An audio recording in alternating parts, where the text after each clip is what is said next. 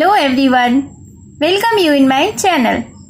तो सबसे पहले अगर आप इस चैनल पर न्यू हैं तो मेरे चैनल को सब्सक्राइब कर लीजिए और जो बेल का आइकन दिख रहा है उसे भी प्रेस कर दीजिए ताकि मेरी आने वाली हर वीडियो का नोटिफिकेशन आप तक पहुंचता रहे।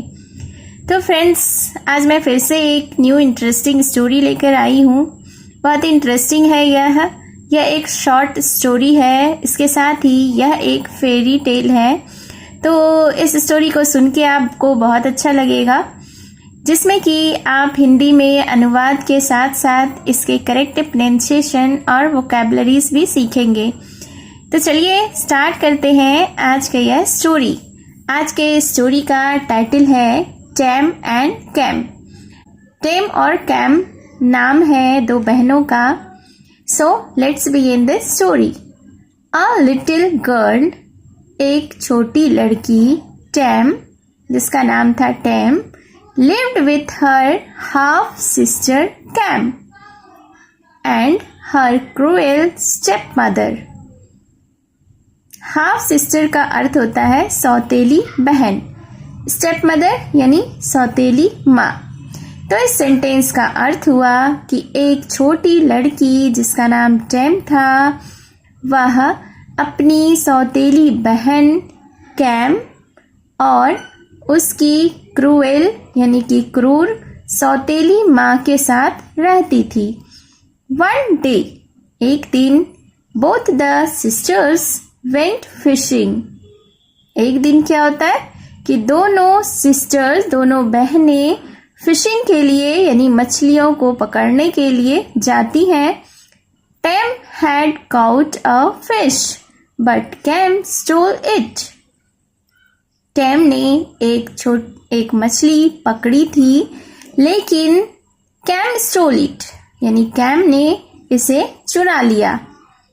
एट द मोमेंट यानी उसी क्षण, God of mercy appeared before time and gave her a magical fish. क्या होता है? उसी क्षण यानी उसी समय गॉड ऑफ मर्सी, मर्सी का अर्थ होता है दया, यानी दया की देवी, अपीयर्ड होती है यानी प्रकट होती है, बिफोर टैम यानी टैम के सामने, and gave her a magical fish और उसे एक जादुई मछली देती है यानी दी। गिव का पास्ट टेंस गेव है, तो इस सेंटेंस का अर्थ हुआ कि टैम को मैजिकल यानी जादुई मछली दी।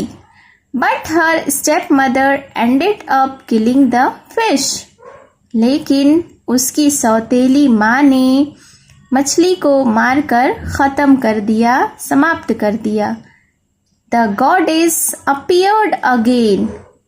देवी फिर से प्रकट हुई एंड सेड, और कहा, क्या कहा?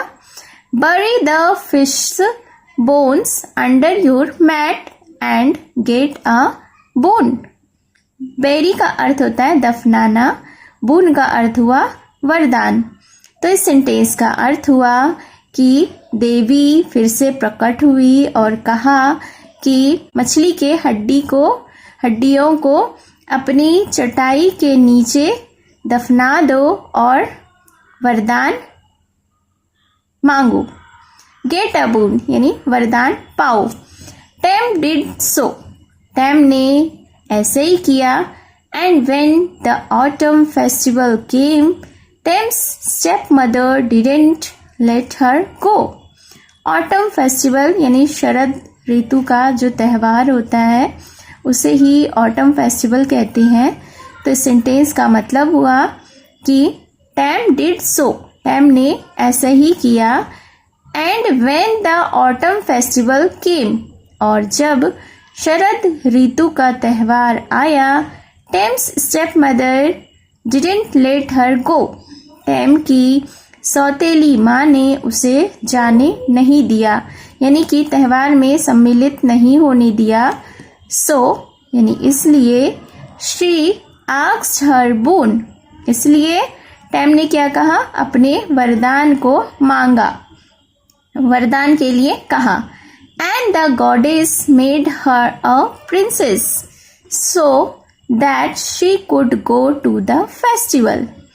क्या होता है कि उसने टैम ने वरदान के लिए कहा और देवी ने उसे एक राजकुमारी के रूप में बना दिया यानी परिवर्तित कर दिया so that इसलिए जिससे कि she could go to the festival वह त्योहार में जा सकी. When Tim realized that her stepmother and Cam were also there, she ran away dropping one of her slippers. फिर वहाँ क्या होता है कि जब टेम को यह पता चलता है कि उसे पता चला कि उसकी सौतेली माँ और कैम भी वहाँ उपस्थित थी यानी उस त्यौहार में शरद ऋतु के त्यौहार में सम्मिलित थी. शी रैन अवे वह वहाँ से भाग गई. Dropping one of her slippers अपनी एक चप्पल को छोड़कर. The slipper were caught by a soldier who took it to the prince.